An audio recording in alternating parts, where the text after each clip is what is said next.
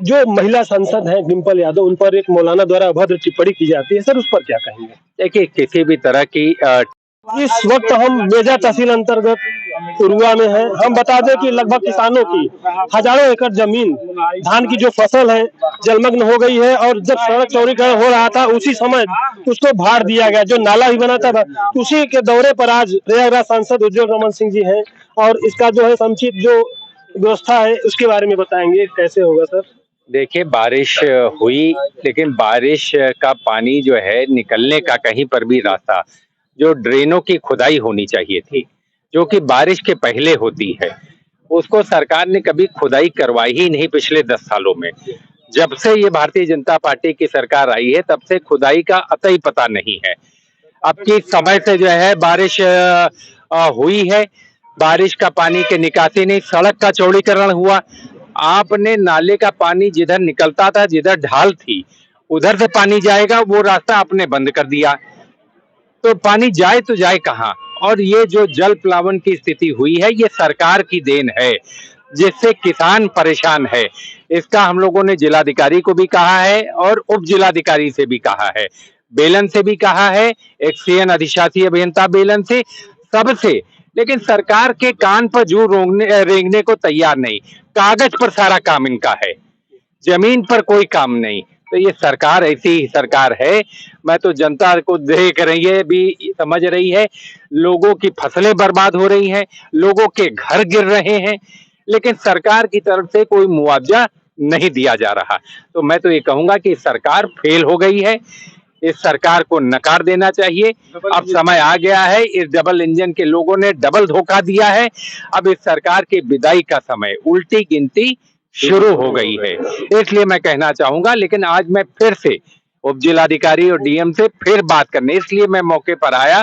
संसद का सत्र कल बंद हुआ और आज मैं यहाँ पर सिर्फ इसी काम के लिए, क्योंकि जो क्षेत्र में बाढ़ है, ये अधिकारियों को घूमना चाहिए, ये डीएम कमिश्नर को, एसडीएम लोगों को घूमना चाहिए और ये समस्या दूर करनी चाहिए।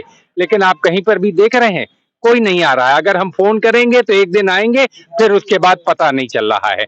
मैं तो सिर्फ इसलिए कहूंगा कि सरकार, इन लोगों ने जो मांग दी है पानी निकासी और फसल नष्ट होने के संबंध में, इस पर जो है तत्काल जो है जिलाधिकारी को मैं बात करके उनसे कहूंगा कि इसकी जांच कराएं और जांच कराकर त्वरित कार्रवाई करें।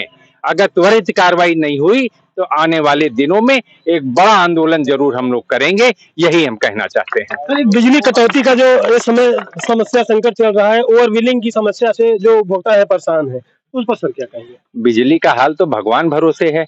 जब मंत्री जी ही क्या करते हैं, जब बिजली की समस्या बोलिए तो कहते हैं जय श्री राम। अरे जय श्री राम से थोड़ी नहीं, बिजली में काम करेंगे। एक भी उपकेंद्र बता दीजिए जो बनाया हो इन्होंने अपने समय में, जो बना वो समाजवादी पार्टी की सरकार में बना या अन्य सरकारों में बना। इनकी सरकार में बता दीजिए कोई उपकेंद्र मेजा में बना हो, कोरांव में बना हो, बारा में बना हो, करछला में बना हो। इन्होंने बिजली में काम क्या किया? ये तो सिर्फ भजा रहे हैं जो अखिलेश यादव जी ने 2012 से 17 में काम किया, उसी को भजाने का काम। और बेचने के लिए सबसे पहले तैयार हैं कि बिजली का सारा निजीकरण होगा, किसानों पर बोझ डाल दिया जाएगा। किसान की वैसे ही अर्थव्यवस्था चरमराई हुई है, वो और बैठाने का काम ये भारतीय जनता पार्टी की सरकार कर रही है।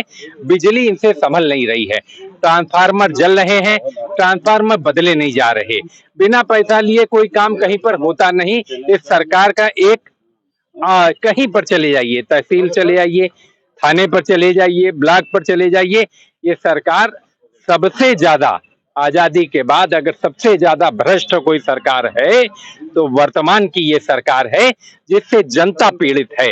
लेकिन बिजली के मुद्दे पर भी हम उठाते रहेंगे बात, लड़ाई लड़ते रहेंगे और जो निजीकरण हो रहा है इसका भी हम विरोध करते रहेंगे। निजीकरण से लोगों का फायदा नहीं हो रहा है, बड़े बड़े पूंजीपति और धन्ना सेठों के हाथ में हमारी बिजली व्यवस्था को नीलाम किया जा रहा है। तो ये सरकार पूंजीपतियों की सरकार है, ये सरकार अडानी और अंबानी की सरकार है।